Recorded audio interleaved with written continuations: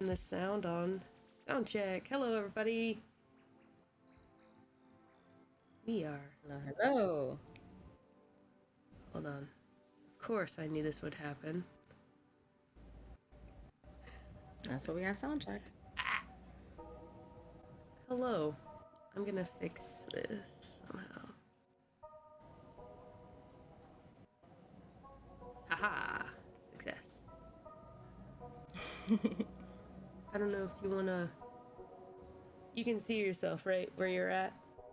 Yeah, I can see myself. Mm-hmm. Are you happy with where you're at? I am happy with where I'm at. I can do my Beautiful. little adjustment. I'm like I mean, looking at nothing's my. comparing to the artwork next to me. So. Alright. We did it! We're We are live! here. Woo! We did it! We've After been so excited for this. I'm so much happy it's starting. technical tribulation. Yes. Thank you to everybody who is joining us. I needed a sip of coffee for courage. Okay. All right. I'll join you. Sip of water for courage. Cheers. All right, guys, welcome. As you can see from the title of the stream, this is the kickoff for the charity campaign for the month of February. So we will just a little bit explaining about what the campaign is. It is for the Cancer Research Institute. Ooh, there's my words. And it's specifically to celebrate my reaching the halfway point of my treatment plan for my own cancer. So before we get into that, just to be clear, if you can't make today or you didn't make today, that's fine. All of the streams this month are for this. So we have a QR code on the bottom right corner for okay. QR code if you guys are fancy like that. You can do !Discord. For anybody worried about their information or where their money's going, it does not come to me, thank goodness. It goes to I don't know why Tutti Frutti popped in my head. That's not what they're called. Oh my gosh. Tiltify. There you go. It's another third-party company that has an agreement with the Cancer Research Institute. They gather everything and they securely give it to where it needs to go. So just if anybody was worried about it, it's not coming to my money. It's not me at all. And you will get a receipt too, because I know there's taxes and all that good stuff. So we're adulting here today, basically is what I'm telling you. So let me just introduce our guest speaker from the Cancer Research Institute, Miss Cierra Howard. Hi.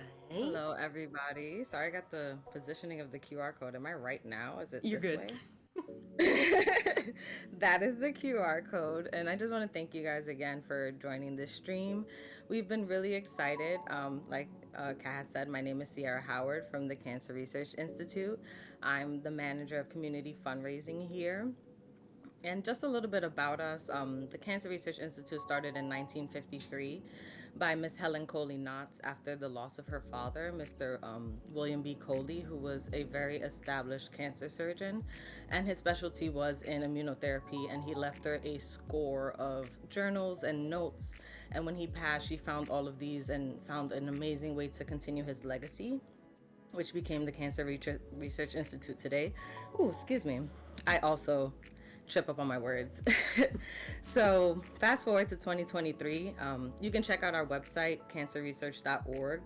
Right at the top when you join our website, you're going to see 2023 Impact Report. If you want to check that out, it has so much good information about what we've accomplished this year, what we've kind of accomplished all in all, just a little bit off the top of my head, I know we've accomplished over 300 publications this year. We've funded over $28.7 million in grants and fellowship research. So also all across the world, I think it's more than 10 different countries. We've been doing this for 70 years and been at the forefront of immunotherapy, which I should probably get into what immunotherapy is if anybody doesn't know, super quick. Immunotherapy is just the science of using your body's immune system to target, foreign foreign bodies, just the way it would on a natural level, but attaching it to how cancer works. So there are so many different, obviously, ways that people can contract cancer. So that's why we have so many different clinical trials that we fund, because it requires so much research. And beyond the research, we also fund ways where scientists are able to connect and share their research with each other, so that it becomes a network, because that is the best way that we are able to accomplish our mission. With having different discoveries in immunotherapy, we have to have everybody come together. So the funding is going to obviously immunotherapy research, but also the data that we share amongst each other, so that this network of scientists can work together and do what we have to do. So the support, like from people like Kat and our community fundraisers, is bar none how we are able to do this. The scientists can't do what they do without us. So I'm really happy to have, this community here and be able to talk to you guys. If you guys have any questions, anything you want to ask me, I will be on here for a while. I'm love gaming myself. I'm a bit of a little nerd geek. If anybody wants to know more about me personally, I'll dig into anything. I mean, I've told Kat a few things. Big Zelda fan. I'm very familiar with anything. And just talking, I'm obviously a chatter. So thank you guys so much for being here. Like I said, any questions or anything, I'm more than happy to answer. And Kat, if you have any questions for me, if you want to kick off any discussions, let me know. Oh yeah, thank you so much for telling us about what you guys do and your impact. So the reason for this charity I picked the Cancer Research Institute is honestly the simple reason is I looked at who puts more to research per donation dollar. That was the deciding factor, and I was like, okay, 93 cents on the dollar. That's acceptable, right? So that was the deciding thing. But then, I was thinking, why don't I just reach out to them and tell them I'm doing this thing and see if they got, I was thinking literature or links or something, something simple. And they're like, oh yeah, I was talking to Sierra and explaining my cancer journey. And let me just go into that. So I'm in the Navy, so I was on deployment overseas for almost 2 years on deployment, and I was over there I was on 2 different ships, and one of them, when we pulled out of Afghanistan, we helped all the refugees and stuff like that. That's one of my highlights of deployment. But after I'd first got there, I noticed something was like a red spot on my face. Us ladies was like, it's probably a pimple or something, not a big deal. But in that go-go environment, you don't really have a lot of time to put your face in the mirror and inspect your face. So I didn't think much about it. 6 months later, we were in Rome on Liberty, actually, in the Vatican, no less. And I took a selfie, and there's like a dimple on my cheek. I'm like, I don't have dimples. Like, what is that? And then I start poking my face, and there's like a lump in my face, like a marble, right? And I'm like, what is that? And I'm like obsessed, and I'm poking my face the whole time. And everyone's with like, DeGro, focus, we got things to do. But it was fine. Fast forward, I told the ship doc, like, hey, there's this thing, and he's like, are you in pain? I'm like, no. He's like, well, when we get back stateside, you can handle that. And I'm like, okay.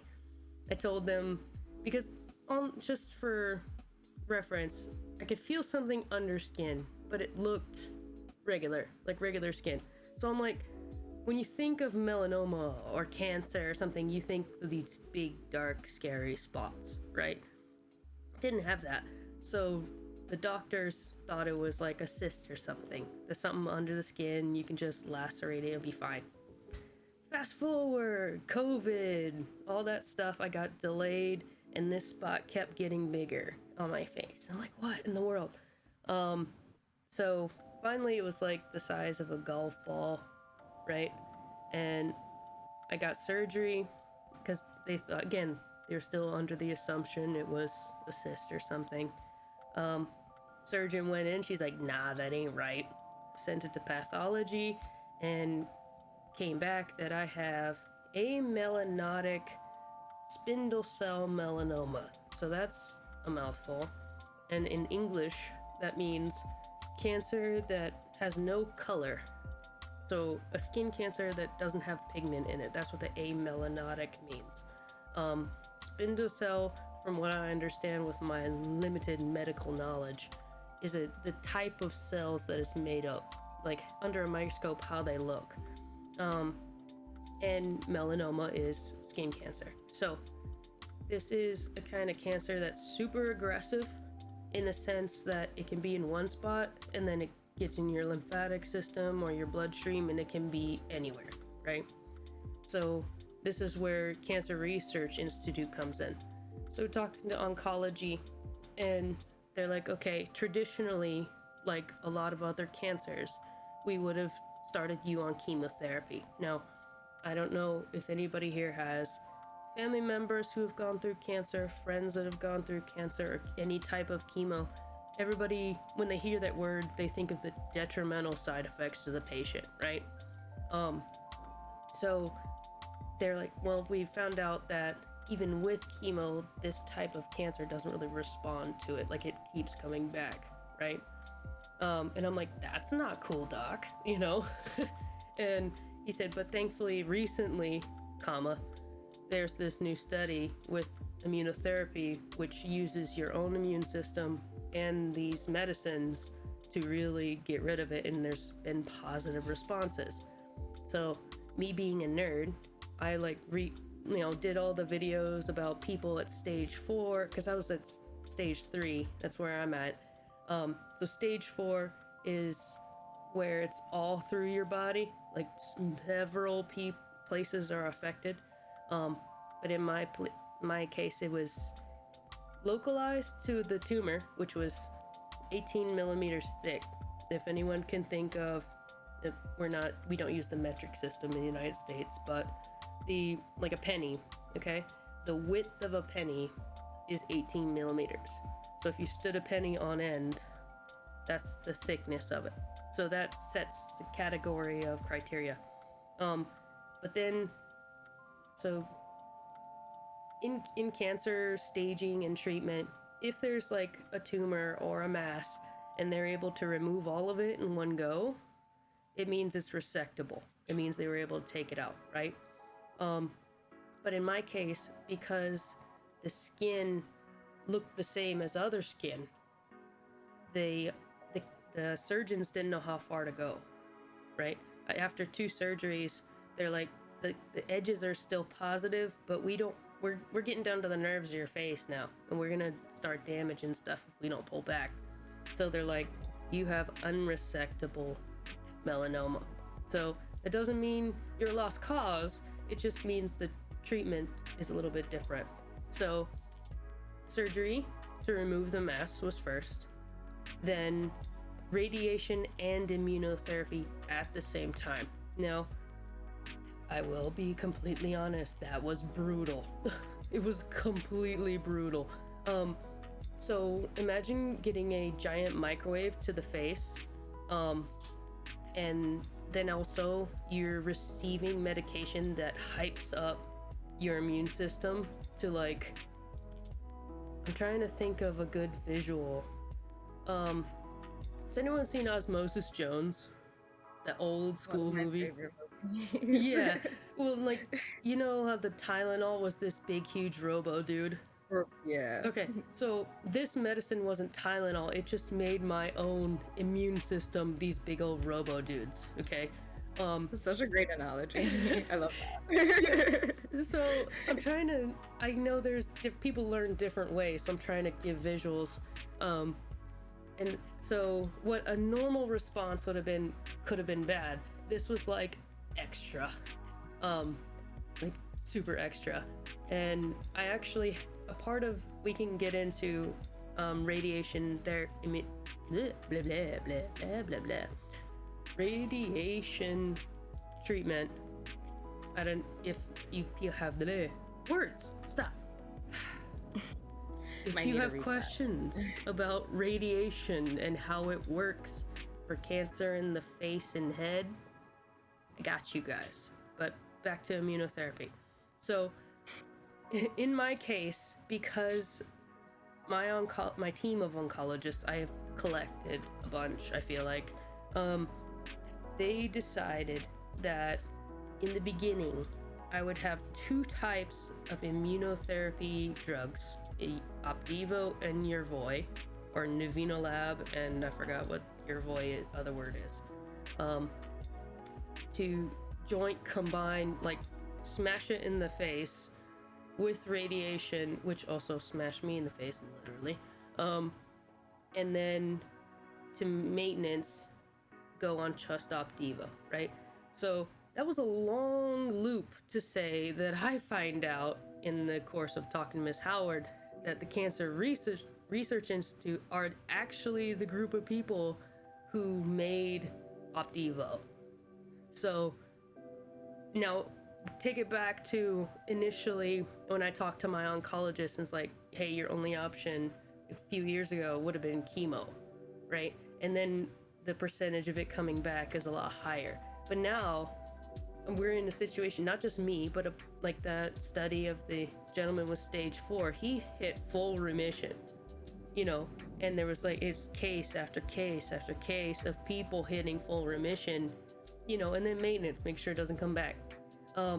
So yes, thank you everybody at the Cancer Research Institute, because it's keeping me alive. Like, let's just keep it real.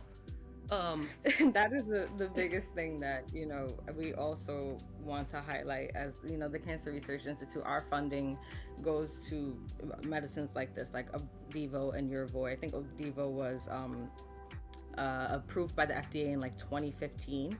So it is not like, it has not been around for decades. You know, it is relatively new medicine, but it's also making such great, you know, leaps and bounds in treatment for cancer, and it's used for all different types of cancer types too. I think at the Cancer Research Institute alone, we're able to, with our clinical trials and our medicines, treat, and I mean our funding by scientists, treat over like 29 different cancer types. That's awesome. If I'm not mistaken, I'm hoping that's the correct number. I will double check that and come back if in case it's not, because I want to be correct. But it's you know, there's so many different cancer types, and they all have to be treated differently, just like you're giving your experience right now, and you know how many different oncologists you had to have and how you had to have a team. It works almost exactly the same way in our end with funding for the scientists. It's like just going down the line of getting to you guys, to the patient. So having this come all the way back around, and you know that the work we do is directly impacting your life, is, you know, bar none what our mission is about. And I want to thank you guys again, you know, for supporting us, you know, even just for being here, for listening. Even if you just check out our website, whatever it is, you know, you'll just have the thought that this is options for people now. I think a lot of people don't know about immunotherapy. That's the biggest thing, is that we would like for people to be more aware of what we're doing. And, you know, like you said, we definitely don't spend a lot of money elsewhere. All of our money goes to funding. So we don't throw a lot of money at marketing and stuff like that, which is why we take the time to join streams like yours. And, you know, we use our time like this because we'd rather, you know, see the direct impact and talk to you guys and have this story and have this connection. You know, we end up being family in a way. So I'm really happy to know that, like, you know, you're able to even still do this while you're in treatment. Is, you know, for me personally, just, I want to say I believe you're so brave and so courageous, and I just want to thank you personally for doing this. You know, we all have family members that are afflicted, that are currently in treatment, and, you know, you're representing the bravery behind it. So thank you, Kat. I just want to say, from the Cancer Research Institute and from myself. Okay. And to all your pump the brakes on the emotion here. Sorry. Let's see. We can take a little sip for courage. Yeah, more coffee. Delicious. Okay. So, with all that being said, I'm passionate about the Cancer Research Institute because I know how much it affected me, and I know there's a bunch of other people who have the same situation. maybe not the exact same, because every single cancer situation is different. You know, everybody's body's a little bit different. Medicine is different for everyone else. And that's why, like, you know, you were saying, it takes a team. We got the researchers, we got the specialists, we got the nurse staff, we got... Whoa, Blue, thank you. Appreciate it. Thank you so much. Oh my god, hi Link. So, and then that's why I'm passionate about it, because I firsthand understand the impact of this research, and I'm hoping that this stream, this whole month of streaming, is to help also people talk about their own experiences. Again, bring awareness to this new science and new, you know, air quotes, new science for different types of treatment options.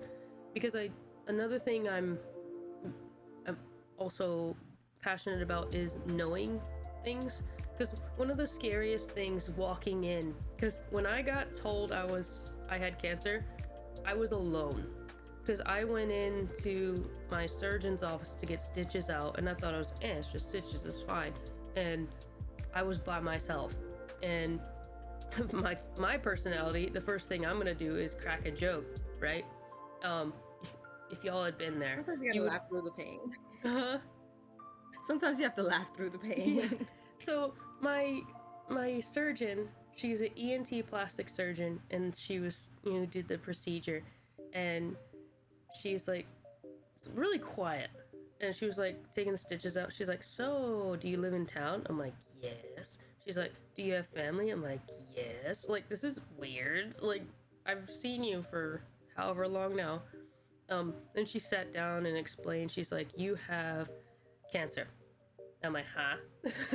And she's like, "It's a very rare kind. It's very aggressive. So we need to get on top of this." And she starts talking about plants because she wants to take care of me. And I'm just blinking at her, and she told me the rarity of it. I'm thinking 1% keeps popping in my head, but fact check me, I don't know. And I was like, "Oh, I'm so fancy." That was my response.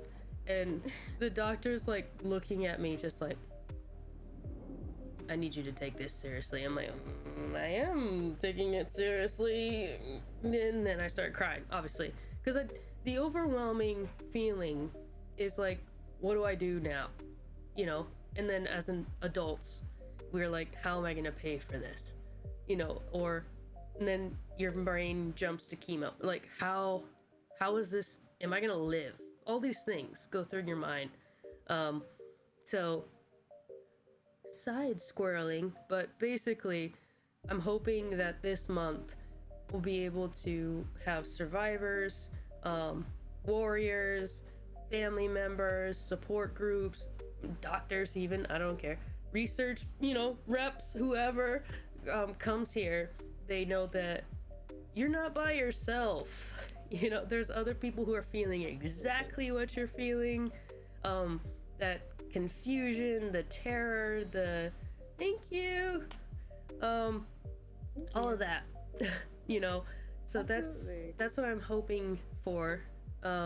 And I hope that, not to interrupt you, Kat, but sure. just an aside, at the Cancer Research Institute, whenever you call, and you might know this yourself, whenever you call, you get a person, you actually talk to someone Mm-hmm. when you call the Cancer Research Institute. So it's also one of our things that, because you get to talk to someone, if you are someone who is in treatment, someone who has questions, someone who may be in a predicament like you were and Kat had just gotten diagnosed, if you call us, we may not have the answers for you right there, but we are able to, get you to our clinical trials accelerator and stuff like that, and give, support. So it is very, very important to know that you are not alone at all, especially in this community and at CRI. If you ever have a family member or a friend that's going through something similar, you can always pick up the phone and call us, and we'll help you in any way that we can. Yes. And then as streamers, we have the internet is a great place, or horrible place.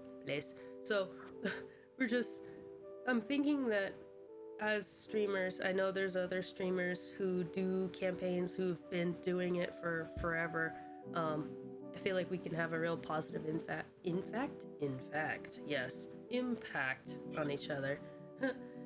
That being said, to shift gears a little bit to the stream stuff, anybody that's a follower might notice we have special emotes for this month. Huzzah! We have ribbons! Yay! So, if you aren't familiar, there's a lot of different awareness ribbons for different types. So I googled like top 5, plus mine, because I'm biased. So, purple is I was trying to make lavender, but what's that program? Oh my goodness. Photoshop was not working with me very well. So lavender ribbon is supposed to mean like the overarching all cancers, right? So if you don't know somebody who has a specific, thing, but you want to support everybody, lavender's your color. White, that's lung cancer and the breathing system, Black, that's skin cancer. Huzzah, that's mine. Blue is like colon cancer. And then pink, I think, is the most recognizable ribbon is the breast cancer. So those are and then there was another one that's like prostate I think cancer. Red might be cardio. Yep, red's cardio. The red ribbon. Yep. So if you the Cancer Research Institute and a lot of other places has like list of all the ribbons. If you just want to what's that? Gold, I know, is any childhood cancer. So I thought about making that one, but it was a little bit above my technical ability at the moment. But maybe another time. So let's see. I'm looking at my sheet of paper because if I don't see it, I'll forget. Let's see if I covered everything. Yep. Oh. I'm very bad with hashtags, guys. I'm learning, but apparently this whole campaign falls under the hashtag Crush Cancer from the Cancer Research Institute. Miss Howard, were you saying there's other people that fall under this umbrella? Like, how many streamers do you guys have all involved in it? Do you know? Yeah, so our Crushing Cancer campaign started in the spring. We have, I think, about 15 in total. We had a team of a 5 and about I want to say close to 10 other streamers. But overall our streaming community is, we love to interact with them. We love to have anything to do with them because they are the most responsive and they have the most supportive community. So we have live streams like our live stream for The Cure that takes place. It's every May. Okay. Right before our awareness month, which I'll mention later. But live stream for The Cure, he's awesome. Nicholas Haskin is his name. He does this every year for us. He's a vet in the game. I think he's close to 10 years of doing this, which just goes to show you how long. He started from where it was just like he was recording himself and uploading it to YouTube, where last year was the first year that he was able to incorporate Tiltify into his streaming. So it's just like, it's been such a learning curve going from just having people just go on YouTube and, we even had Markipliers one time, very randomly.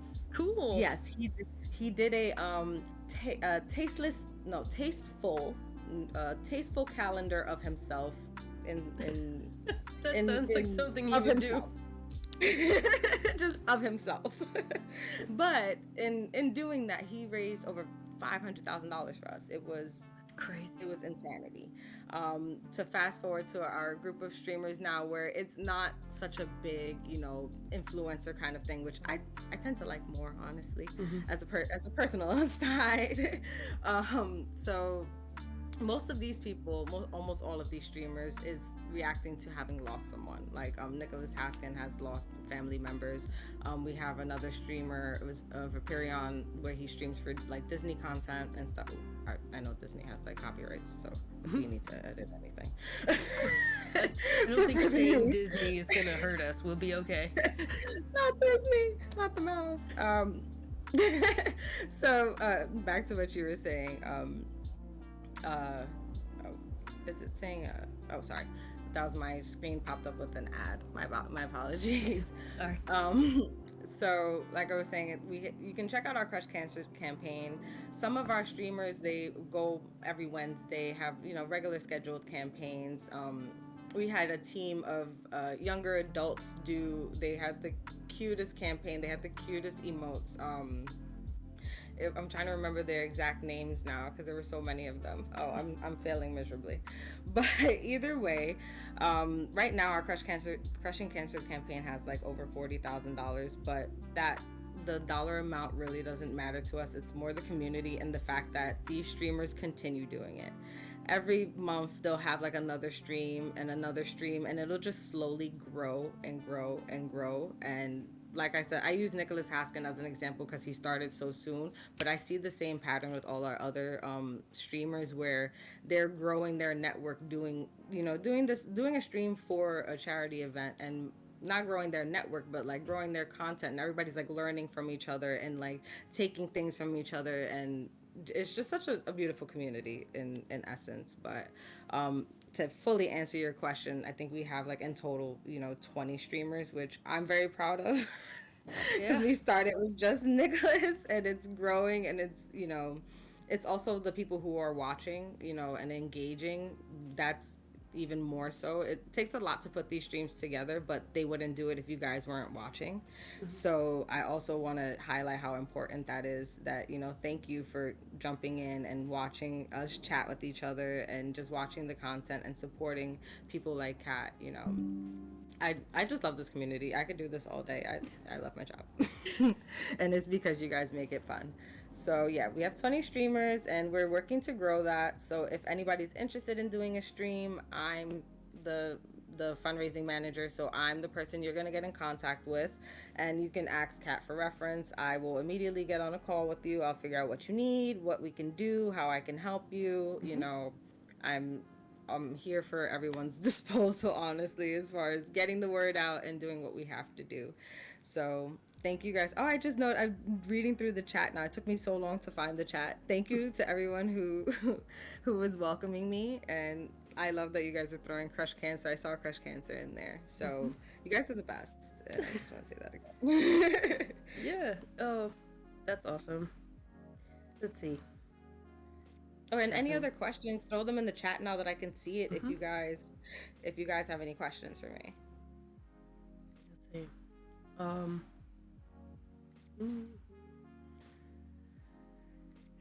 I'm just making sure I hit all the questions that were for me. Let's see. All right, we got that one.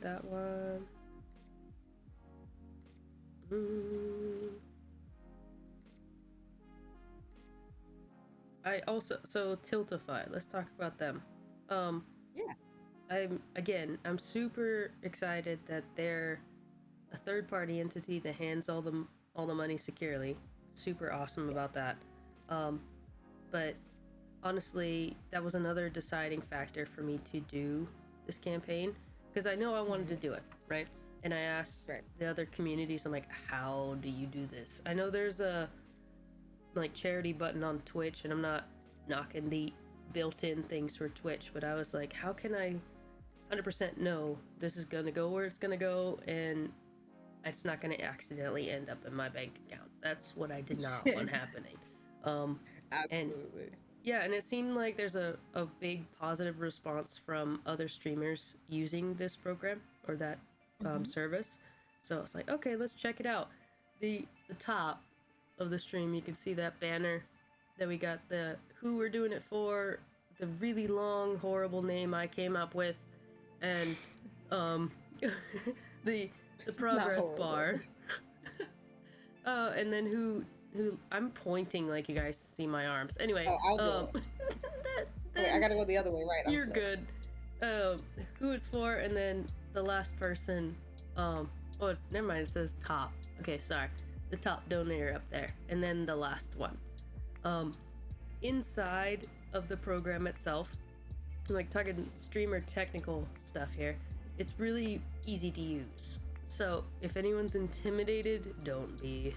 if you use Streamlabs or OBS, this is going to be child's play to you. And all this top bar, like the colors I picked and everything, it's same concept as you would for normal streams. So don't be intimidated. Don't be like, it's too complicated, I can't do it. You can do it. I believe in you. I believe in you too. But if you ever needed help, you could also help over here. Obviously, yeah. We also have like a specific toolkit for streamers too, and for Tiltify, which thank you for bringing up Tiltify, and bringing up how it works, because it is very true. Tiltify is the first of its kind, honestly. We have obviously we have so many social medias. We have different aspects of streaming. Everything has a donate button. So it is, from a charity's perspective, we love having that donate button, don't get me wrong, but when you have something like Tiltify that brings it together, makes it easy, and gets the funds directly to us, like we get wire transfers regularly. We don't have to worry about everything. We get the information we need, and also we get to avoid all these like extra costs and charges that are unnecessary for the most part. Mm-hmm. So that's the great thing about Tiltify, and it also helps in the aspect of bringing together streamers that are doing things for causes, because you can almost look through Tiltify the way you would look through Twitch in a way, and see who's doing what, like what kind of streams are taking place, and some of these people might even be live, and you can just click on their Twitch and you're in their live stream. So it's really opened up a new world for us in the charity aspect too. I had so much to learn when Tiltify first started, because as I'm a millennial, so I'm gonna just say, as a millennial, we game, we know our simple games, and we're very much prone to watching our podcasts, our shows, or whatever it may be, but we never think about how we can apply something that we watch every single day and it actually be used towards something else. So once Tiltify came out, I was like, wow, I never considered, like the weekly podcasts I watch, if they were to do something charity related, I would definitely jump on board. So it brings a lot of community in the aspect of supporting each other. So thank you for highlighting that about Tiltify. And if there's any questions about Tiltify getting set up or anything, if you guys are interested in doing a stream, there's so many resources that I can provide. So maybe at some point I'll like throw my email or something in the chat, or I don't know if I can chat or not, but if anybody wants to reach out, I can do that for you, actually. Just give me 1 second. And then you reminded me of something else. So let's see if my brain can remember after I do this task. Because if I don't do it now, I will forget. Because that's how I roll. Alright. Nope, not that one. I have so many emails, like Sierra. Oh, trust me, I know. I have to have like 1,000 folders, and then now I'm like, I have so many folders. Yeah, you could talk to a lot of people, though. This is true. I'm glad I'm a chatty patty. I got my phone to cheat because I'm kind of afraid to do it on my computer and mess up all the settings I made. So no, you worked hard. Okay. Sorry, I had to call. So let's see. And oops. Boom. That is her email address. Huzzah. Thank you. Yeah. So we were talking about streamers and the tools that have been made to make it easy, right? Yeah. Even if you don't know what you want to do a charity for, you just want to do one, you don't have to start your own from scratch. There are a bunch of people you can... It's okay, Blue. That you can hump on to someone else. Worry. Yeah. There's ones like Crush Cancer. When I first made it, I didn't really know what that was. Like, it was in there, but I was like, I don't want to just like insert myself. I don't know what's going on here. If the sign up sheet or something. But that, yeah, it's easy to use basically. as far as this campaign, I'm happy to announce that there are at least 5 other streamers who want to make guest appearances and stream as well. So other streamers communities are going to be involved or invited to be involved, so that's cool. It's again, so just from a personal thing, like, this is a new territory for me. I'm not a huge streamer, obviously. I can't work anymore, so I play on my computer, and I don't want to be lonely, so I stream. So this is what we have, and it's just kind of turned into, it's gotten more momentum than I anticipated, but I'm not like some of these people that have like 100 and some odd thousand people watching them play games, like not even close. So my point is, it can be a little intimidating when you only have, I say only, I love every 230 of you. That blows my mind just saying that number. It's only 200. Anyway, don't be intimidated is the point. Don't be intimidated. If you just have a question and you ask the question. If I had never thought to call CRI and they're like, oh, I would send you to Miss Howard. I didn't know what I was asking her. And that first, I'm like, I don't know. I'm doing this thing. Do you have advice? That's basically what I told her. I don't know. It's like, what do you want from me? That's what I was thinking you'd say. But don't be intimidated, okay? Either by a cause you want to support or even reaching out to other streamers, because I was also intimidated by that. It's like, hello, person that obviously has this as their sole income. Would you prefer to make a guest appearance or play games with me? It's like, that's so weird and uncomfortable. But 99% of the time, okay, the 1% being I'm busy, they're like, yeah. So, you're fine. Oh, a lot of my people are sleeping? I don't know. But anyway, that's my message. No, just to piggyback on that. Oh, sorry. No. I'm gonna write this down. This is a different topic, but go ahead.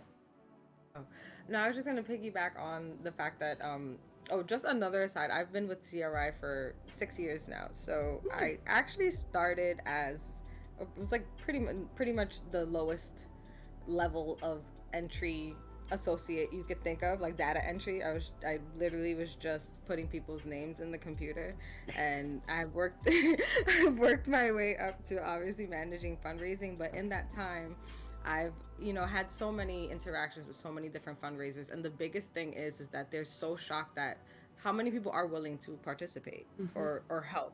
Like, they're so afraid to ask people, and then once they come back to me, they're like, I actually got so much more support than I ever would have thought. And it is just intimidating because you don't want to ask for people's time, you don't want to ask for people's money, and this is coming from somebody that works at a charity. So we don't want to hound people and be like, give me all your money. It is hard to ask for people, but it's almost like in putting yourself out there. I think we all as humans see that and are just like, yeah, let me help you, because like one day I might have to put myself out there, and I hope you'll help me too. So it just always goes back to that aspect of community. So you calling me and I was like, oh yeah, I can help you. Like, let's do this together. You'd be so surprised at how much people are willing to support you. Yeah, and that also goes in, like we talked about earlier, your medical stuff. Okay, there's a bunch of people out there like willing to sit with you or talk with you, or like, hey, I'm feeling some type of way. You don't have to be so despondent that you don't want to be here anymore to ask for somebody's help.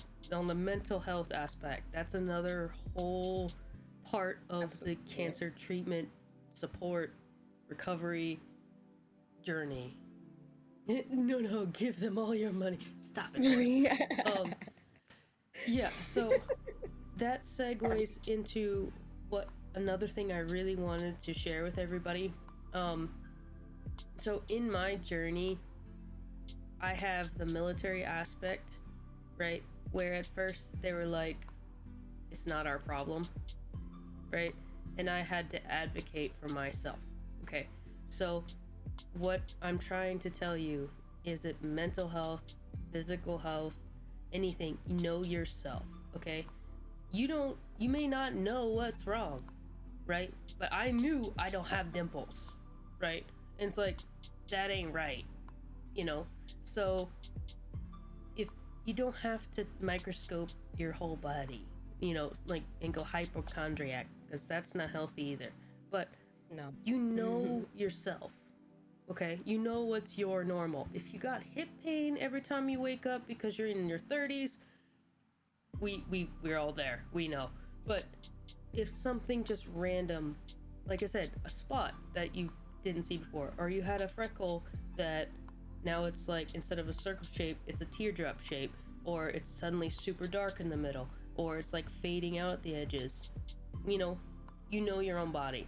So if you go to the doctor and you express your concern and they're like, it's probably blah, like in my case, right? They didn't do any testing, they didn't take any biopsies or anything, they didn't have anything to back it up, right?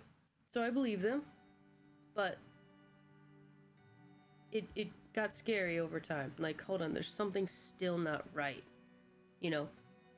Know yourself, know how you feel, and then don't be afraid to be like, doc, seriously, I would really feel better if we just took another step. That's what your doctors are there for. Okay? Now, I will say that you gotta be careful with that too. Like I said, you don't want to freak yourself out, right? Because my radiation oncologist said it very well. His name's Dr. Settle, and he, I don't know if I should say this, maybe I'm one of them, but people who talk like 10,000 miles a minute at like the doctorate level they are, it's like, and then according to this study in Zimbabwe, it's like, okay, hold on, meat and potatoes, doc, meat and potatoes. That's the kind of person he is, but I love it. I'm like, yes, tell me more. He told me, because see, Dr. Settle is actually, is anyone familiar with the Mayo Clinic or Mayo Clinic in Arizona? Anyone heard of that? He worked there under the main researcher of melanoma. Yep, I said that. So this was kind of like his niche. And he said, in school, we learned, when you hear hoofbeats, think a horse, not a zebra. Okay? So that's why when you go to the doctor, a lot of times is the first, let's try the lowest thing on the totem pole first, which makes sense. They don't want to like stab you if you don't need to be stabbed. That's a bad analogy, but you get what I'm saying. So even with yourself, you hear hoofbeats, okay, it's probably a horse, but it could be a zebra. So just do your due diligence and know yourself. And that's a big thing I want to impress. Know yourself. And don't be afraid to advocate for yourself. Absolutely. Very, very great message. And keep with your checkups. Keep all your appointments, always. Oh, yeah. And that's hard. I know that's difficult, given adulting now, but yeah. Even if that's your situation, if something's wrong, I'm like staring at you guys, like looking into your soul. Impress upon it.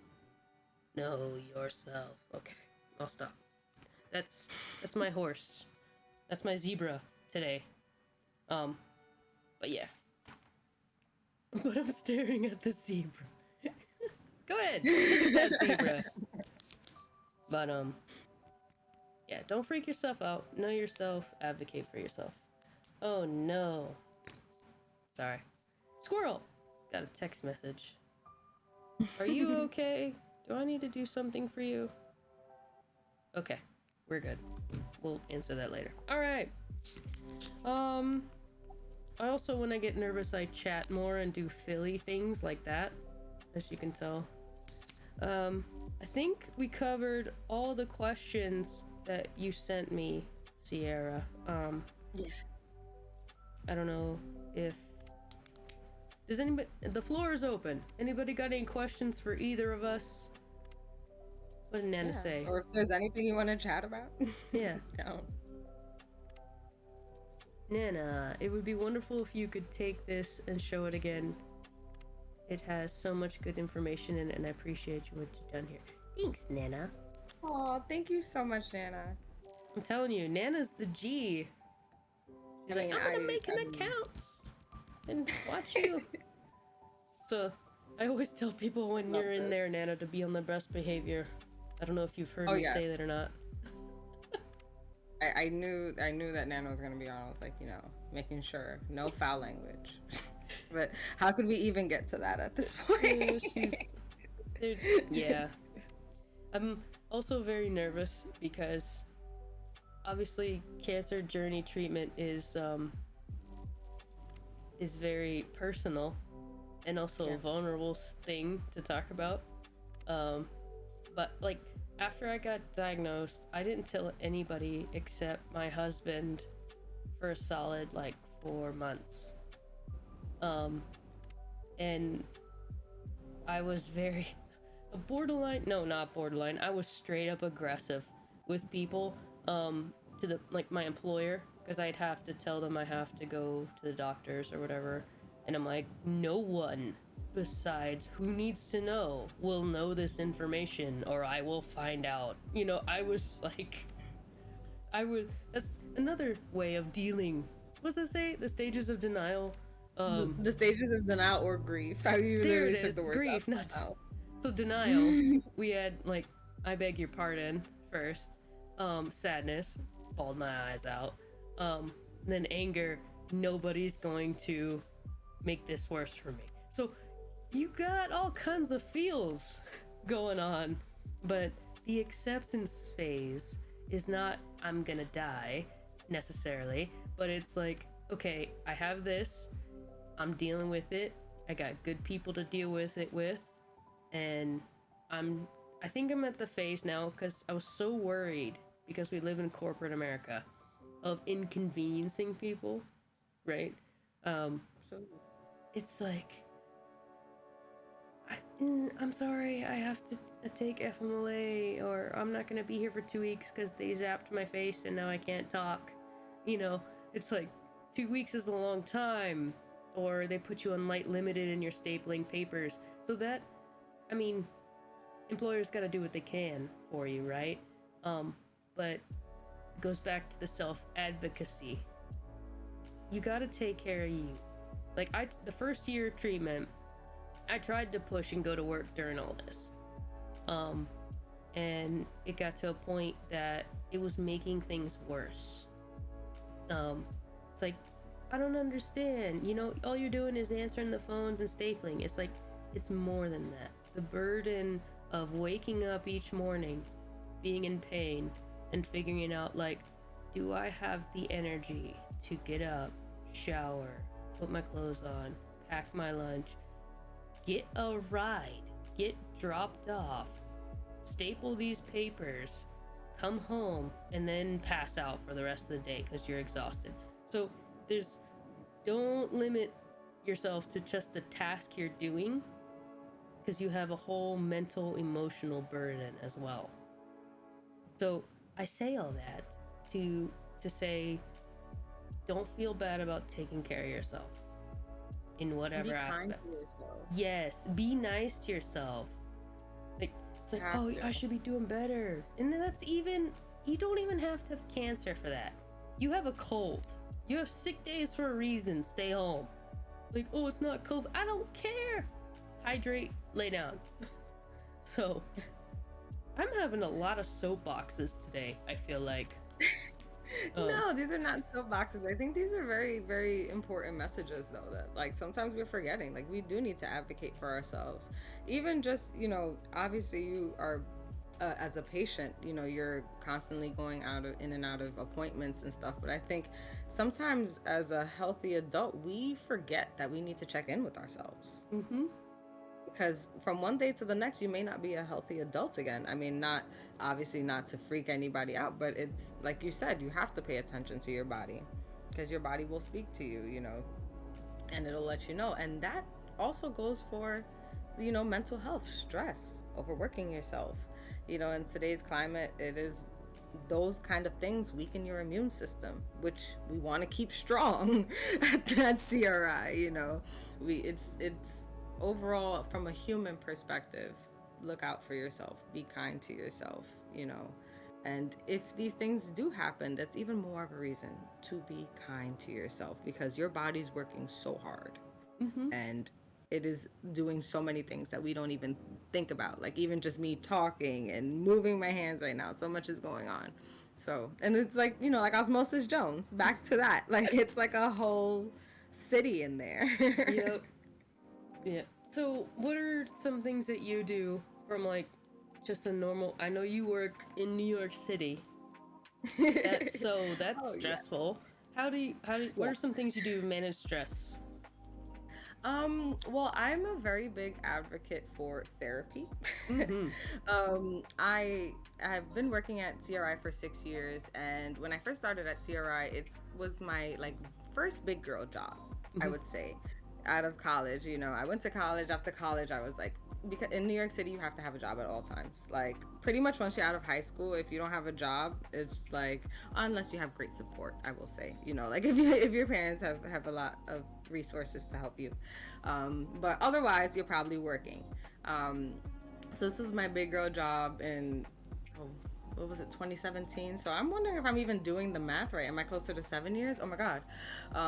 Ooh, sorry, the Depending on the realization. month, 8th maybe 7, 8. Yeah.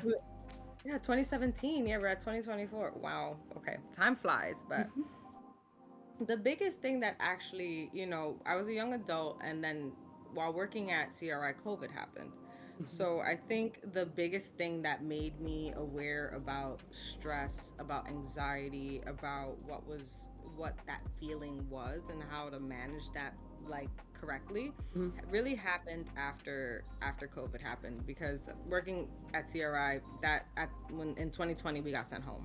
Mm-hmm. So once we were home working from home every day, in the beginning, I was like, oh my God, this rocks. This is amazing. I never want life to change. Obviously, the pandemic was not amazing. I'm strictly talking about working from Oh home. yeah, a bunch of people have that sentiment. Trust me. So that's also when like I said, I started to notice anxiety. I started to notice stress. You know, things were changing in such a rapid way. You know, my fiance lost his job during COVID, so we were both home wondering, like, have our whole lives just changed in like this like really really wild way. Mm-hmm. But it all ended up working out in the end. He's actually working at NYU Langone Hospital now. Hmm. He's a nutritionist, which it sounds very fancy, but it's like food services Oh yeah, for the hospital, which is very important though, because food is sustenance and sustenance is life. So, my mom used to do that actually. So cool. oh, awesome. So in working from home and just tapping into something that you have mentioned before, when my fiance got a new job, like as the whole pandemic was rolling, he was spending most of his time at the hospital, like almost all of his time at the hospital, and I was here alone. Mm-hmm. So in almost a similar way, I didn't go into streaming, but I found a lot of comfort in playing games. Like Mm-hmm. Zelda was Breath of the Wild was probably my comfort place Zelda during game. during COVID. And it was also like the little bit of time I had with my fiance, we played together, and it was like I would be home and I'd like, look at all these things, these random chests I found. Like, look at this Excalibur chest. I don't know, it fell off the sky.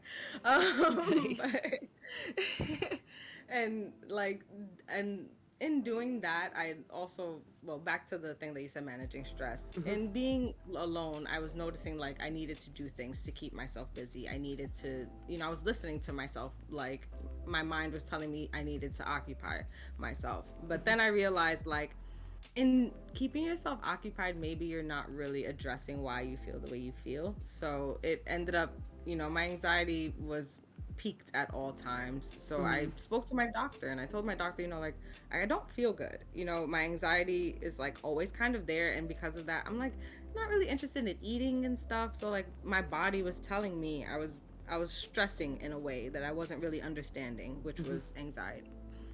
And he forwarded me over to a therapist, and in talking to my therapist, I started this journey probably 2 years ago. And she really like in going through the therapy process, that has been one of my biggest stress managements. But I will say the biggest thing I learned was to do what made me happy, in a way of like, I sat down. It's almost like the Marie, I don't know if you ever seen Marie Kondo on Netflix. Like, she's like this woman that does like organization. If you haven't, you could check it out. Oh, can you hear me, Kat? Oh yeah. Oh, okay, sorry. She has this thing where it's like it's a cleaning show, so it's like about organization. But she says, get rid of things that don't bring you joy. So, in working with my therapist, I would like look at my days and I would be like, what brings me the most joy? Instead of sitting and thinking I'm alone, is there something I can do in this hour that like would make me feel joyful? Which was how I ended up getting into, playing games or going for walks and stuff like that.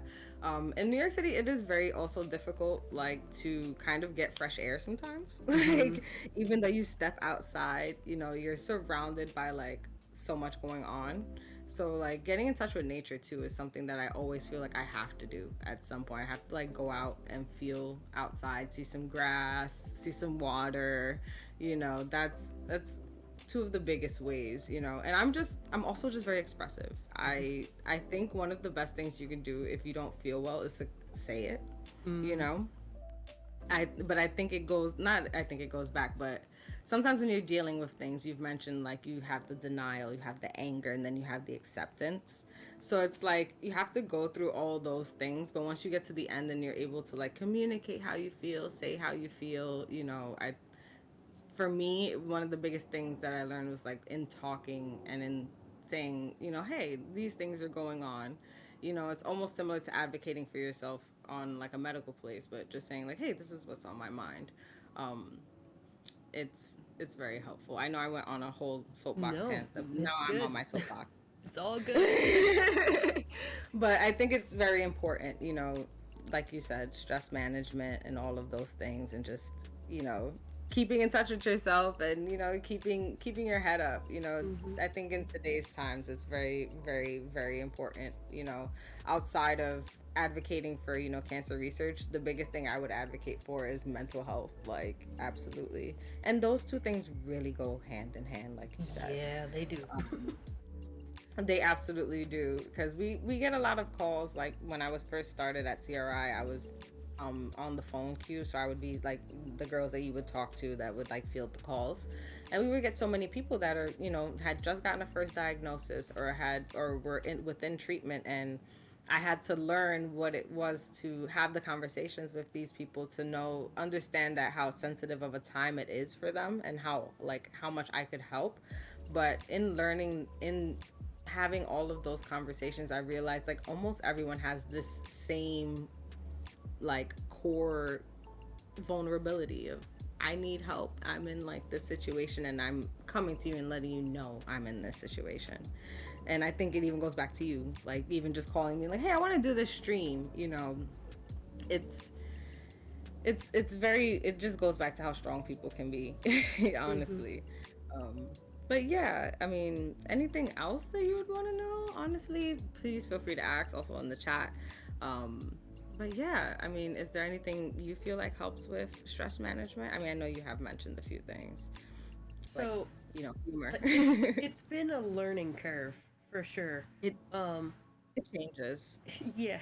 So sometimes, especially when your body responds like it's supposed to, the stress management looks different. Yeah. So for me, when I'm stressed, I stress clean. So if you come home and all the brass bits are polished, I'm stressed out. Like, why are you toothbrushing the grout? Like, that's kind of Oh, what I was my can so go-to. totally relate to that. Yeah. And my fiance will be like, "It smells like mustard gas. Is everything okay?" Please don't mix ammonium bleach, by the way, guys. Public service Yeah, announcement. just Don't do that. warning. Don't do that. If you're using Clorox, just use the Clorox. I would say don't bring anything else into the mix. Don't do. I actually made a mistake the other day. Um, it's so stupid. I got some pine Not salt. stupid, it's lessons. Yeah, I was like, I love pine salt. You know, it's nostalgic. And since I don't go to work now, the house is mine, like my domain, right? Oh my god.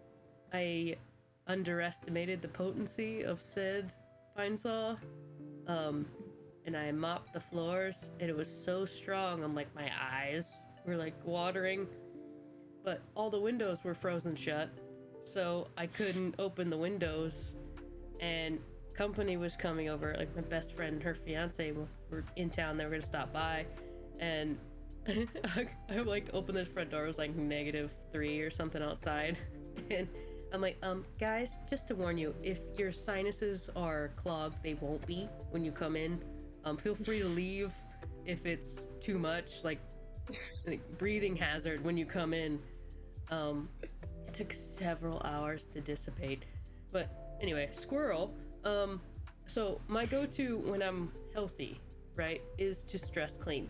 But with immunotherapy, as again, I can't speak to everybody's experience, but you're exhausted because your body is working overtime. You know, hand out gas masks. Yeah, sure. I have those in my bunker. It's fine. Hey, Manic. All Alaskans have bunkers. It's fine. Anyway, I'm just kidding. Don't believe me. So you're super tired because all of like your T cells and your normal your immune system is jacked up. So they're putting in extra energy boosted by this medication, and that energy is taking from the store of energy for the rest of things. So I had to learn to be gracious for myself. It's like, I'm stressed and I can't do what I do to relieve stress, and it just makes it worse. And my poor husband, No, more stress. I know. And he's like, what can I do to help you? And I'm just standing there crying, like outside of normal female once a month crying. This is like times 10. And he's like, what do you want me to do? Hug me. Like, or are you hungry? Yes. So it just kind of turned into, I would forget to eat, you know, you don't really have an appetite, or you have a lot of appetite, and then being female, it's like, but I'm fluffy now. It's like, well, embrace the fluff, girl, because we got stuff to do. But that did not answer your question. The stress management is a learning curve for me because, again, trying to give myself grace, you know, it's like, okay, so this doesn't work for you right now. That's okay. If you need to take a 30-minute nap, go take a nap. Or if you take a nap and wake up and it's 4 hours later, don't feel guilty about that, because your body literally just told you, I need to recharge.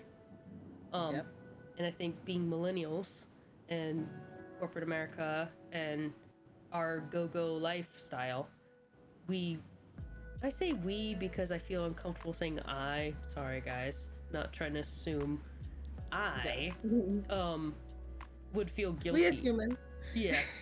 I would feel really guilty about that, you know? And it's like, no, don't feel guilty. You're gonna be fine. Say, take your naps.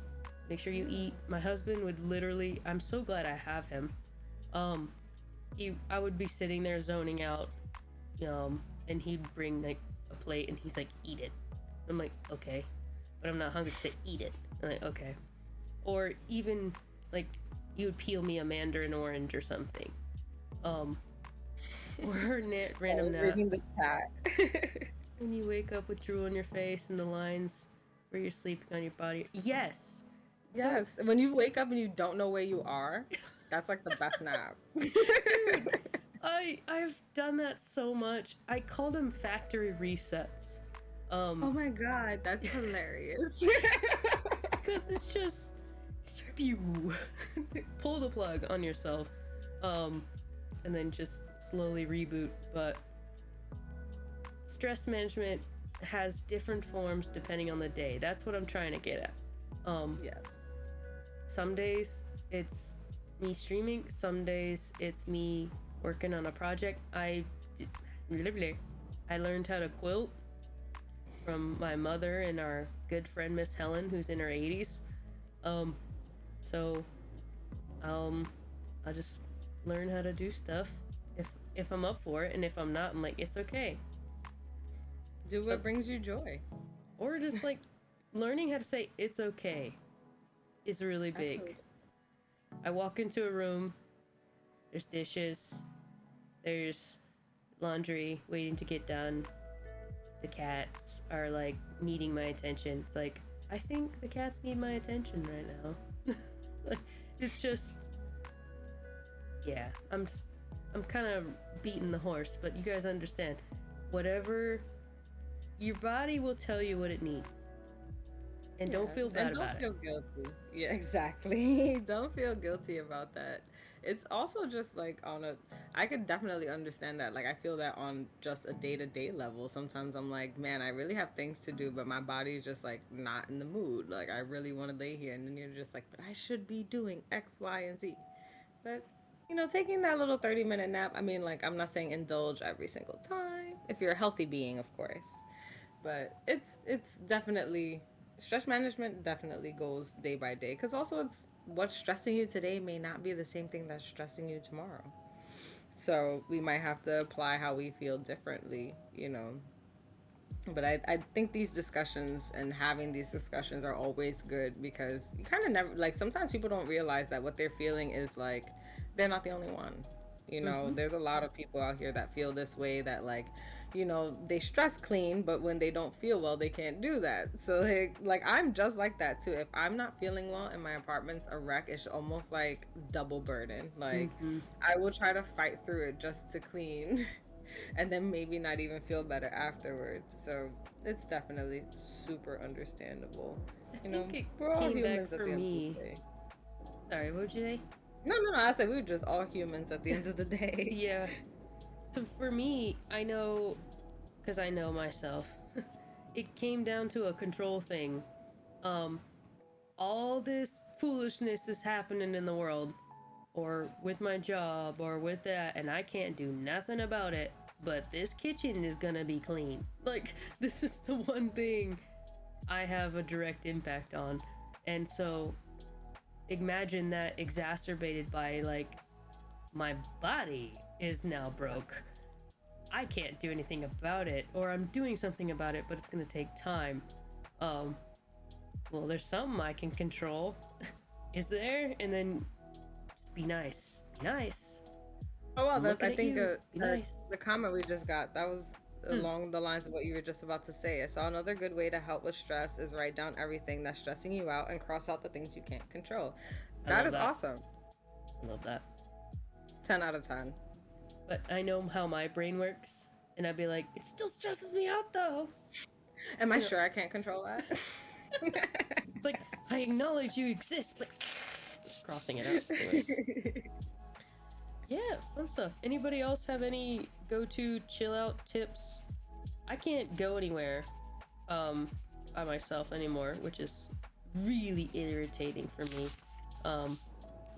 Like, I used to, don't take being able to drive yourself somewhere for granted. My goodness. It's like, man, I really just want to go to the fabric store. It's like, I definitely get that.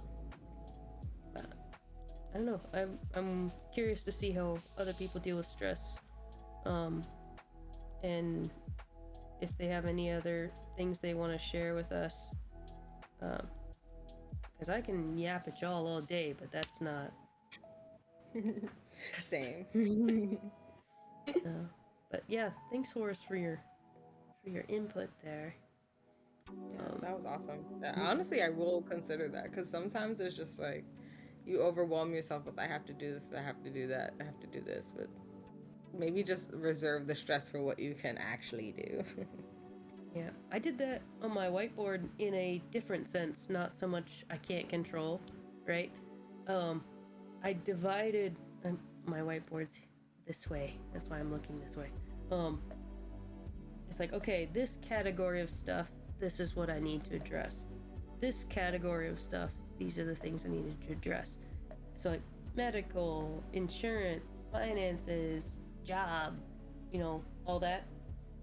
And it was all nice and neat, but now it's devolved into notes sideways, scribbled into little white margins.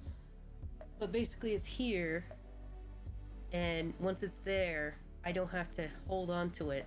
And then when I sit down and I'm ready to take care of business, I look over and I'm like, all right, what I got? And that way I'm not carrying it around all day. You know, that's kind of another thing I've been working on. But yeah. I think it's also good to like visualize everything too. Just writing it down in general and seeing things. Like even journaling, I don't know like if you're into journaling, but like I feel like this is almost an aspect of journaling where you know, you could write things down and kind of just like sometimes I'll have a situation where I feel really conflicted and I'll like write it out and I'll say it out loud and I'll be like, well, that sounds a little bit more silly than I thought it did once I said it out loud. Yeah. And sometimes it could bring a lot of like realization where like maybe I'm just freaking out for no reason. Yeah. Oh, we got a chat from Nana. Nana, we old folks really redirect our stressful dealings by turning on the rock and roll from the 60s and 50s. It's really hard to be down when your music isn't up. Okay, take away your troubles, but it will help you forget a few of them as you cha-cha-cha across the room. I can see you doing that, Nana. In my head, I just saw you in the chair going cha-cha-cha. Yep, because that's you. That is a you thing. I might have to know what Nana's favorite band is now. Ooh, Nana. That's fielded to you, ma'am. The Nana Cha-Cha. Nice. I want to know what songs we're cha-cha-chaing. The Nana Cha-Cha. Actually, fun random fact. When I was in my teens, my Nana actually got us ballroom dancing lessons. And we got to... They wanted me to start competing, my teachers. That's how we went, like, every week. It was a lot of fun. It's just I turned 16, and some of the, like, the ballroom moves were a little too close for comfort for me. Like, okay, to explain, there's this move, or maneuver, whatever you want to say, where let's see. How do I explain this without drawing? So, I'm gonna draw it and narrate my drawing. Drawing sounds like a good idea. So you, as I'm gonna say, me and my partner, right? The partner is leading, I'm following, and I need to step between their knees and put my inner thigh on their inner thigh, and then that's the pivot point, and we spin, right? I was like, you want me to what now? It's like, yeah, and it looks really pretty, right? Especially because you like pivot 3 times across the floor, and yeah, with the dress and then the hair and then the gestures, it's all very nice and cool. But the only thing I can think of is like my inner leg is touching this dude's inner leg. I'm like, no. So you're like spinning around. Yeah, I mean, should my brain have hyper focused on that? Probably not. But it just the moves like that were more complicated, so you needed more anchor points, or you needed to be closer together. And I was like, nah, I'd like leave room for Jesus, you know, like they say in the elementary school dances. I went to Catholic school, so that just sent me. Yeah. I never said that, obviously, but it was just to get the point across of my 16-year-old brain. Love to dance, I loved it very much. But it's just some of them I'm like, especially salsa. Like salsa is really fun. It's really fast. You have no oxygen left in your lungs when you're done.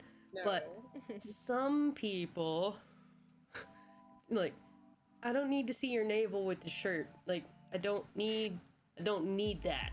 I know it's the style, and that's the name of the dance. But can we keep it simple? Like don't, nope, not doing it. I'm just imagining all these moves. On the steps. Like, no, especially to practice. We're devolving on random stories. Thanks, Nana. I was 16 years old, and there was a place called the Barn, and it's a bunch of people would go there to practice ballroom. So like, all the types: cha-cha, merengue, salsa, waltz. They just had a play deck, and they would just play it. But the age range of people were from 41 to 62. I mean, in that, well, that's not fair. Maybe about 35 to 62. And then you'd have the legends who are in their 80s come out, and it's like all hail, But anyway, so I remember sitting at the table, and I was with a gaggle of ladies, because that's what I did back then. I just sit with gaggles of ladies, and they're like, oh, so, well, how could you not get your husband to come, blah, blah. And I'm like, I'm 16 years old. Like, no. And they're like, why are you here? I said, I come to practice because I like. But I will say one more story about dancing. Okay. His name was Nate. No, I love you. He was in his 20s, so obviously everybody wanted to dance with him because he knew all the cool stuff. And he said, oh, you want to dance this dance with me? I'm like, sure. But so a part of ballroom dancing, Nana again facilitated all this. She got me dancing shoes, which are specific kind of shoes that have like felt bottoms on the toe, not the heel, so you don't die, but the toe, so you can turn easier, right? Anyway, Mr. Nate, I think it was, I can't remember what it was, fast, and already I'm like, it's like uncomfortable in the sense of I'm sweating and I don't want to be gross, but I'm like, I'm having fun at the same time, like, ooh, don't get too close. But it was towards the end of the song, and so I would say gentleman, just not to be specific, anybody can lead, but he picked his arm up and then had it, you know how they have your hand, their hand on your back, right? So one hand went up and the other one like kind of did a little gentle push to tell me to do a turn, right? Which is standard procedure. But then when I do the turn, he starts like turning his hand, and I'm like a human top in one spot, just like spinning 50 times, and I'm like, I'm gonna die, like the brain is gonna get bruised at this point. And then spin, and then I thought I was falling over, but he dipped me, and so my feet came off the floor because he put me across his knee.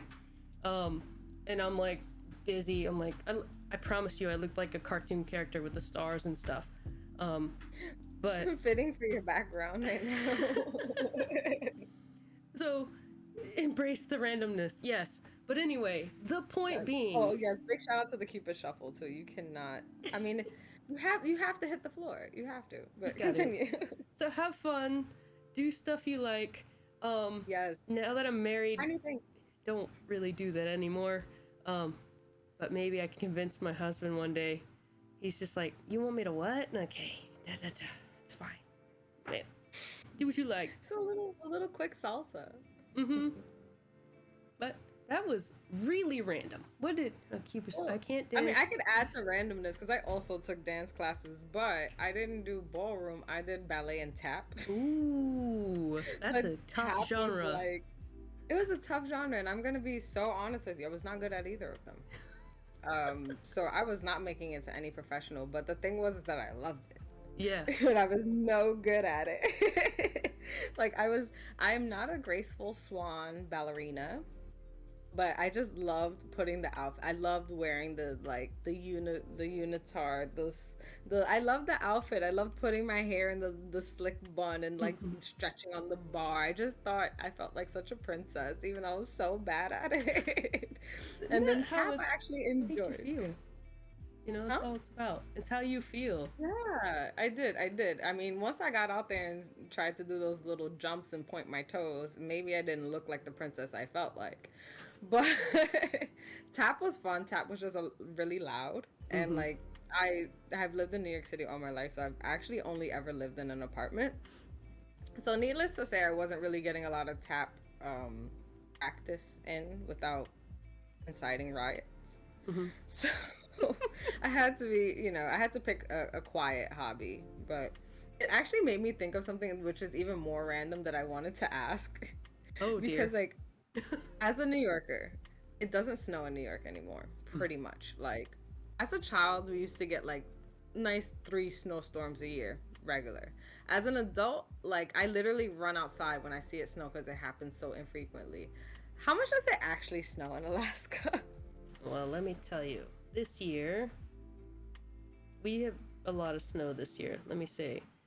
Uh, I know this is so random. no, it's fine. We're I'm googling it because I don't know. I'm gonna say just this month, right? Mm-hmm. 100 inches of snow this month. Oh my God. Wow. No, I think we that's got incorrect. 3 inches. 100 inches of snow tallied. Maybe not so much this month. So probably this season. Yep. That is amazing. I would love to visit Alaska. Like, I really do love the snow, and I'm so heartbroken that it doesn't snow in like New York. But granted, if it did snow, we'd probably get like a foot. Like that's enough to make people stay home. 100 inches. Yeah. I know it's just so beautiful and white and like snowy all the time, We had a but cold. pretty big storm in November where we got 17 inches in one go. Yeah, Which made a lot of nobody could go anywhere because the plows can only do so much, right? right. And in my neighborhood across the street, we have my neighbor, and she takes care of her 92-year-old mom, right? And so I see her out there all the time. She shovels down to the asphalt in front of her house to make sure emergency services can get in there, if need be. And so when we had that big old crazy storm, this is before I got diagnosed. So not this November, the one beforehand, right? And I'm like, I'm trying to shovel my little tiny driveway, and I'm like, I can do that later. I'm not going anywhere. So I went out there, I started shoveling it for her, and it was like up to my knees. And Oh my I'm God, like yeah. struggling. And I'm like, okay, I cleared this little path for her, but I can't do anymore. I didn't know why I was so exhausted. It's because I had cancer. So fatigue is another indicator. Chronic fatigue. Okay? Okay. So she's like, I saw you out the window, but I feel bad. I have a gas-powered snowblower. I'm like, I was out here with a shovel in all this snow. And I'm like, I hope you feel loved. So now, I'm sorry. You did it out of the kindness of your heart. I kind of want one, but it's Oh, fine. -22? That is cold. Definitely would check the weather.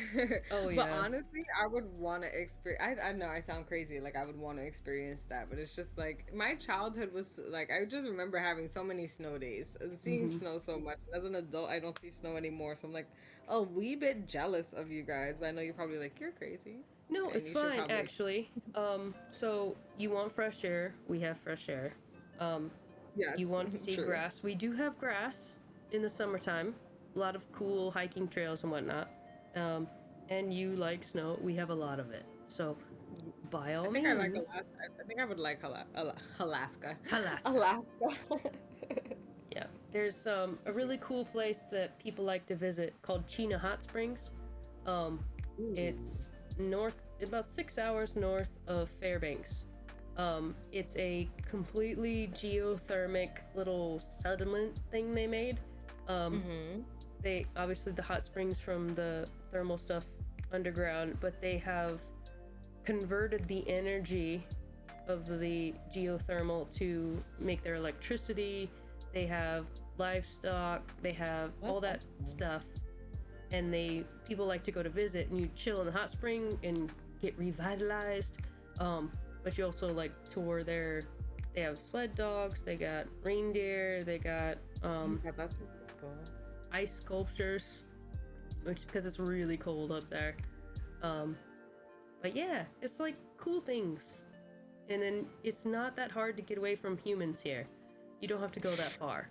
That is something that is very, very difficult to do in New York I City. can't imagine. Like, there's got to be at least a human being within your 6 feet at all times. Like, how did COVID work? Yeah. COVID was. That's why I ended up like tapping into so much, stress and anxiety, because in New York it's very easy to just be on the go all the time. So like, for instance, my day was from 9 to 5, but I had to be up at pretty much 6:30 a.m. because I have to get ready. I have a 10-minute walk to the train. I have an hour-long train ride and like a 5-minute walk to the office. And then, you're just rolling. Like, you're out. Honestly, I'm out from 8 a.m. to, well, probably like 7:30 a.m. to I'll get back home 6:30. And then you're going to cook dinner, you're going to go to bed, and then you're going to repeat the process. So when COVID happened, and then on the weekends, because there's so much to do in New York, it's almost like you can't be bored in a way. Like, you absolutely can. But when COVID happened, it just all screeched to a halt.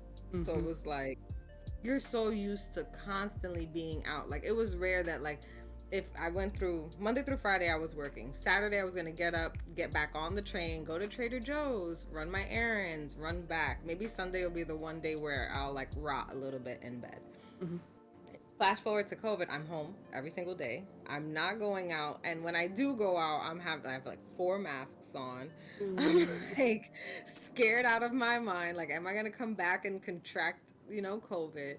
And that's when I realized, like, once I slowed down, I realized, like, I had all these kind of anxieties and feelings. But I think because I was always on the go, always running, always doing this, always doing that, and because you have so many people around you doing the same thing, it's so easy to just go into tunnel vision and, like, ignore yourself and just get into, I'm busy, stay busy. It's so easy to just stay busy and ignore yourself.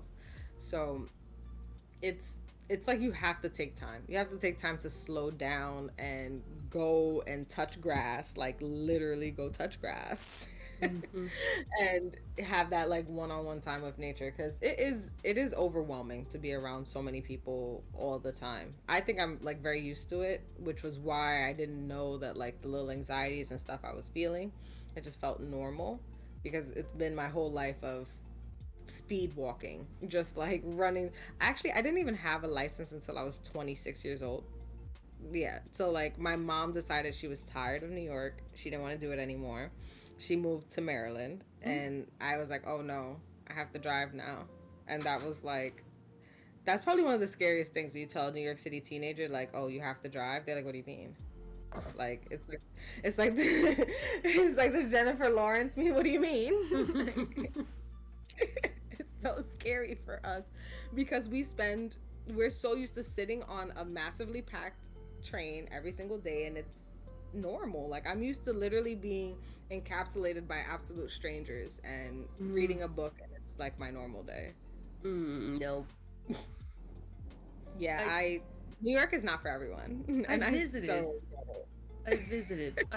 My in-laws live in Brooklyn. So they took us into the city, as they say. And Times Square.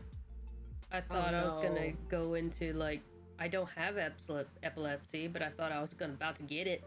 I was like, what in the world is happening? Like, my eyes, it's so bright. Um, it's like, what do? We just chill here and watch people? Like, there's so many interesting people in New York, I will say. All walks of life, I will say yes. Yeah, my poor husband. Sorry, husband. I'm gonna call you out with our New York trip. He didn't understand being hustled. Poor guy. Oh no, I'm so sorry. Yeah, in advance. and there was somebody, selling their mixtape equivalent CD or whatever, and I'm like, oh no, honey. So he gave him like a couple dollars or something, and then his dad's got a thick accent too. He's like, you show them where your wallet is, and now they're gonna get it from you. Why you doing that for? And it's like, oh, it's like my husband's like, I didn't know. Oh my God, I just, I got trapped. I'm like, now Michael, that's how you lose your money. You don't show them where your wallet is. I'm like, oh my God. I love people from the accents from Brooklyn are hysterical. Like sometimes I have to reel back my New York accent because I'll say certain things and I'm like, wow, like hold on. But like I love a good thick like New York City accent. It always cracks me up. But I really do hate that happened. Yeah, 95% of New York is a hustle. Yeah. And going to Times Square, like any New Yorker would be like, please don't take a tourist. I don't know why I think it's almost like a rite of passage. I feel like you kind of just have to experience that and just be like, well, that's a part of New York that exists. But if I could say, if there's anybody in this chat that wants to go to New York, do not go to Times Square. Unless you have like a super, like you have a reason to be in Times Square. I can say, if you want to reach out to me, I can give you all sorts of recommendations of beautiful places you can go in New York, not Times Square. Just walk through it, like, okay, that exists, and keep moving. Like literally, Times Square is just it's like a mall. It's like an outside mall with way too many people. Like it's just stores and food. And I mean, well, if you find yourself on Times Square and you're like, this is a lot and I'm hungry, there's a place called John's on 42nd. So some of the best pizza you will ever have, and you get to walk down 42nd and away from Times Square. So like 42nd, guys, away. Yeah, away. I'm gonna put an emphasis on away. You're gonna walk away from Times Square, and it's actually in an old church. It's one of the most beautiful pizza Italian restaurants you could probably go to, and it's the only reason I do go to 42nd Street, other than to see a Broadway play.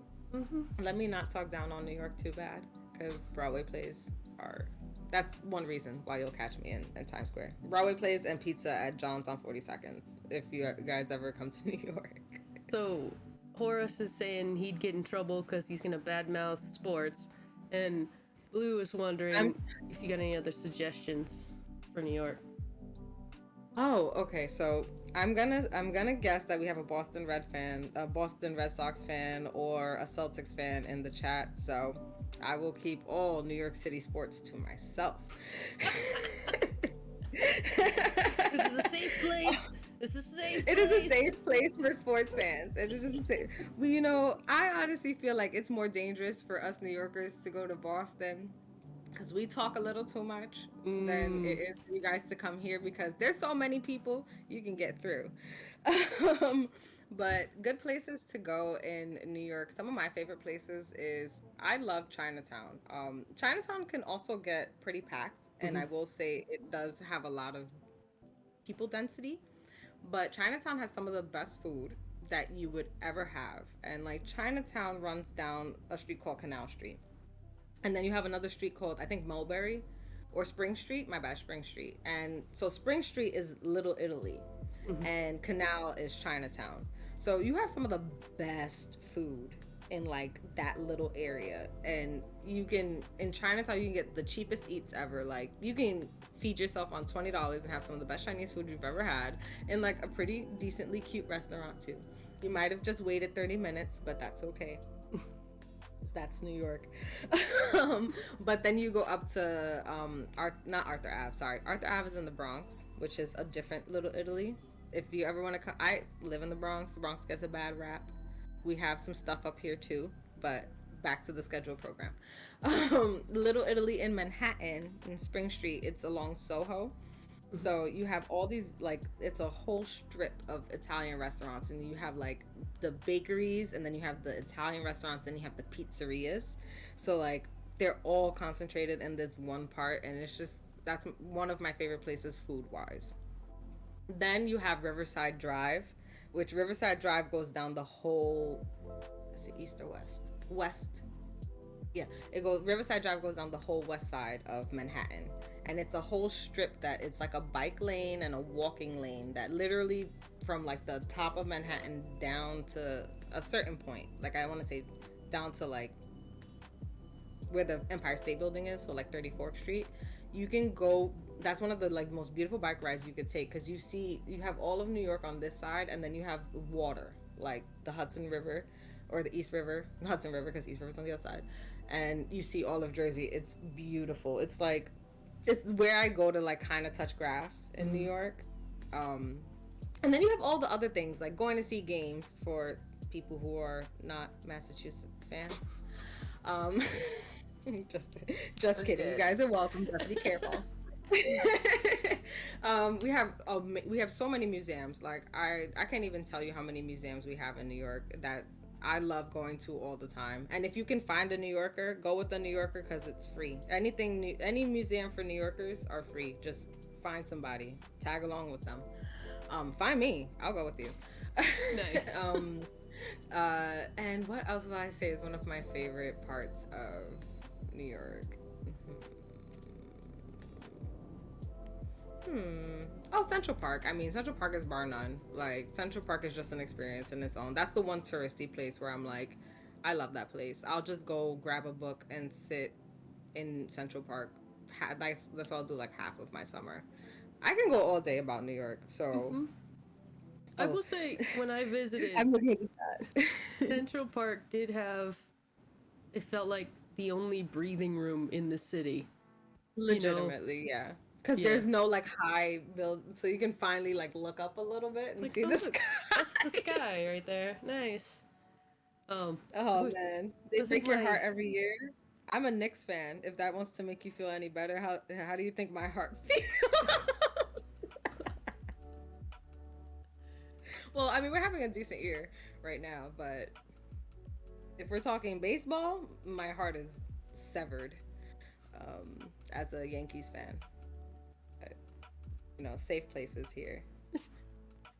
But this is the truce area. Everybody lay down your arms, Listen. Whoever gets to the finals, I will root for you. Yay. But be bitter if your team doesn't make it. That's how it goes. Oh man, it's heartbreaking. I think Massachusetts sports and New York sports, we kind of have the similar heartbreaks. I think that's why we take it so personally. The heartbreaks are very similar. All right. Well, that's about time for me. It's about 2 hours, like I promised. Can I say that went by really fast for me? Yeah, that's good. I'm so happy that went by. Because that's the goal here. We don't want, oh my gosh, like, are they done yet? I know. So thank you guys for being here. Anybody got any other question? Got 10 minutes left. Yay. Yeah, thank you guys for joining and, chatting with us. Oh, I got my water. Thank you, dear. I got my water.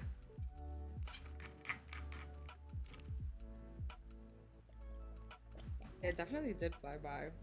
Mm-hmm. But I would definitely be down to join again. If you wanna have a check-in, maybe a midway check-in. Maybe we can have another chat and just check in and see how everyone's feeling. Yep, that would be good. Hopefully it didn't drag. It didn't drag at all. That's good. I'm so excited. I'm so happy. Thank you guys. Yeah. Thank you. Hopefully, as this continues, more people will hang out, and maybe we can aggregate some questions people will have. Because right now it's kind of like, hey, listen to me talk about my childhood dance lessons. You know, listen to me tell you all the best places to go to in New York City. It's awesome. It's good. But Listen, I think we have something for everyone. You know, if we can manage it, I'm gonna see how much a capture card is, and see if we can do a Zelda game or something. Because I think Well, that's what needs to happen. let me know. We can work in the back end because I can see if maybe because obviously as a charity we get like some liberties to do things. So maybe I can see if I can work something out using CRI. Wow. Okay, I'm just gonna let, I don't know. Anxiety initiate. Okay, anyway. No, well, actually, I mean, if we want, before we, go off, I will say, I want to thank you guys. Just giving, just a round out, thank you for having me first and foremost. Thank you, Kat, for having me. Thank you, Kat, for hosting this. If anybody wants to join in this challenge, if you want to crush cancer, if you want to stream for CRI and you want to join our team of streamers on Tiltify, support some groundbreaking cancer research in immunotherapy, reach out to me, reach out to CRI. There's so many ways you can get in contact with us. I mean, if you're watching this stream post, like the stream is being posted already, you can check out cancerresearch.org. You can even check us out on Tiltify. Just type in Cancer Research Institute Tiltify will pop up. If you go on Tiltify and you'll see like causes, you can search us up that way too. And you'll also be able to see like our previous streamers and what they've done. Get to learn more about us. We have so much information and our staff is here to help. Besides me, I work with an amazing group of people and they're all super excited in the back, like I'm representing for them, but like we have meetings, we all come together and they know about your story, and we know that we can't do what we do without support from you guys, without support from you, Kat, and your following. And it makes us feel really accomplished to be here, and to even have our presence here. I know it feels like, you were saying in the beginning, you might not have many people jump on, but even just having this message be heard by one person, to me, is one person more than we had before. And that is a win. So thank you guys. I don't remember all of your names, but thank you to Blue and I forgot you guys' names, but you guys were all great. Thank you for, communicating with me, asking me questions, being here with us, making this so comfortable for me and Kat. This really did feel like, just two friends chatting. And I hope it felt the same for you guys, with whatever information you guys need. But, thank you so much. Yeah. Of course. And just Kat on a side, I'm gonna figure this whole Twitch thing out, and I maybe not just join in, but you might catch me in chat every now and then, just checking out what's going on, because I still do want to see some Final Fantasy action. So yep, that's pretty routine here, yeah. Oh yeah, you guys might catch me in chat in the future.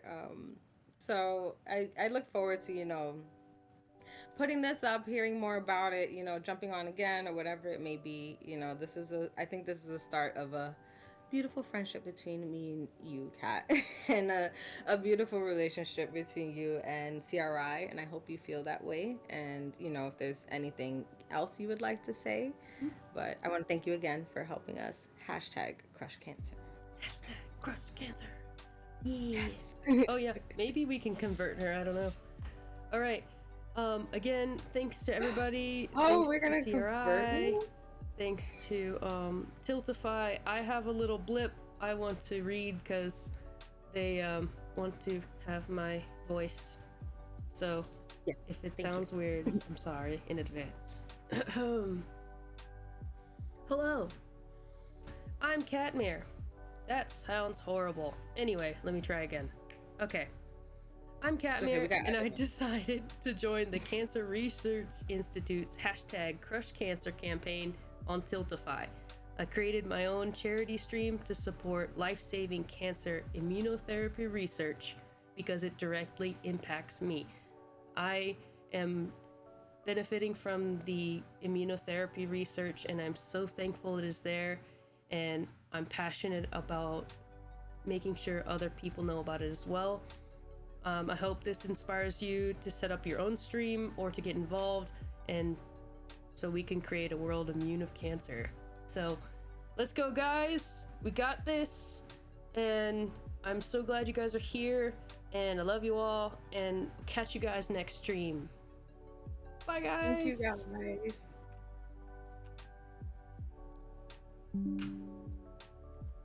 Oops, hold on. Messed.